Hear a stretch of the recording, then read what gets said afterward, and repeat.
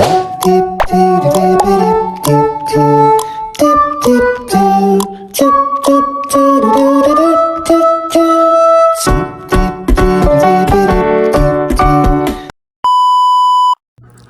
guys, yan palang ganap ng birthday ni Sabi, October 5. Late ko lang na-edit kasi alam mo na, tinatamad yan.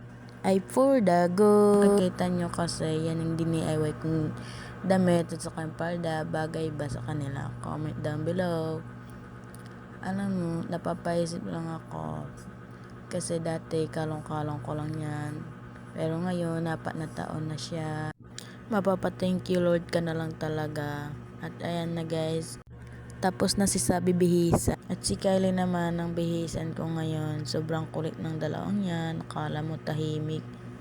Pero pagkakulitan mo yan, sobrang kulit. At ayan na guys, tapos na si Kylie bihisan.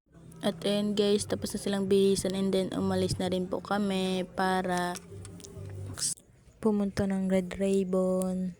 At ayan na sa Red Ribbon. Pinapili namin si Sabi ng cake ng gusto niya para hindi magtampo pag tayo pang pumili. And then nakapili na si Ate Sabi, binayaran din namin. And then pagkatapos namin binayaran ng cake, umalis na rin po kami. Ayun.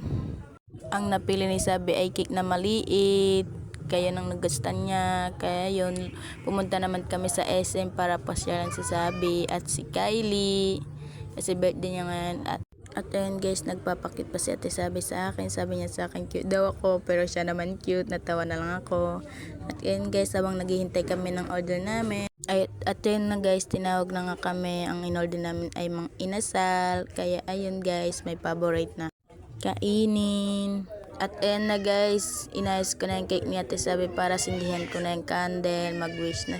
At ayun na guys, tinanggal ko na sa lalagyan niya yung cake ni Ate Sabi. At ayan guys, padala mo naman ang katabi ko. Abay siyempre, hindi yan papag hindi kakain.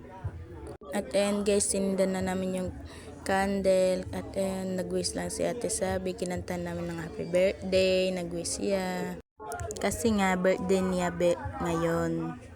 Kaya ayun. Pagkatapos hipan ng candle, kumain na rin po kami. Ay po, dala mo naman ang mga person na to. Matanong ko lang guys, kami lang ba? Favorite namin yung inasal. Kahit meron naman Jollibee dyan. Ang sarap kasi, lalo na pag ali rice. Rice is life talaga. Kaya ayun guys, sarap kasi pag nagkamay kami. Kaya alam nyo guys, natataba kami mag-asawa kasi ayun, rice is life talaga kami. Ano siya, inamin na nga secret. Kami lang ba? Pag kumakain sa inasal, nagkakamay talaga kasi mai-enjoy mo talaga yung pagkain. At ayun guys, kaya ako nakakutsara kasi sinubuan ko si Ate Kylie. Ay poor dago. At ayun guys, pinabilisan ko na nga yung video kasi ang haba. Baka mangalay pa kayo kakapanood. At ayan guys, walang katapusan ng paglamon ng mga person na to. At guys, huwag kalimutan ng mag-like, share, and comment. Pakipollow na rin yung page ko. Maraming salamat. At ayan guys, patapos na po kami kumain. At ayan guys, sabi nila, bakit siya lang daw naka-video? Kaya sinabunan niya. At ayan guys, nagsubuan pa. Kala mo hindi nag-aaway. Alam nyo guys, natatawa na lang ba sa amin yung nagbibigay ng rice kanina? Kasi, ali rice nga is life. At ayan guys, niligpit na namin para makalabas-labas na kami. Kasi ang tagal namin kumain dyan guys, nakatitig na lang yung sawa ko sa akin. Parang nag-iisip sa hindi alam yung kung paanong talian ng cake. Parang first time naman. Charis. Kaya ayun guys, pagkatapos namin doon, lumabas na rin po kami. At ayan guys, pumunta kami sa palaruan ng mga bata. Kasi nga gusto ni Ate Sabi makakuha ng manika.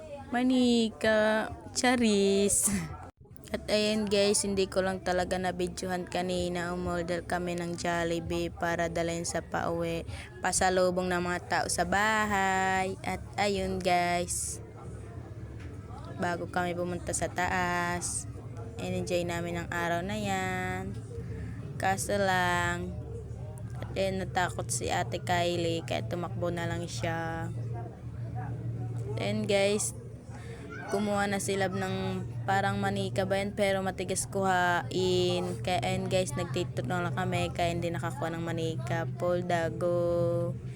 Nag-tiktok ang aking family. Charis. Pagkatapos namin mag-tiktok and then umuwi na rin po kami.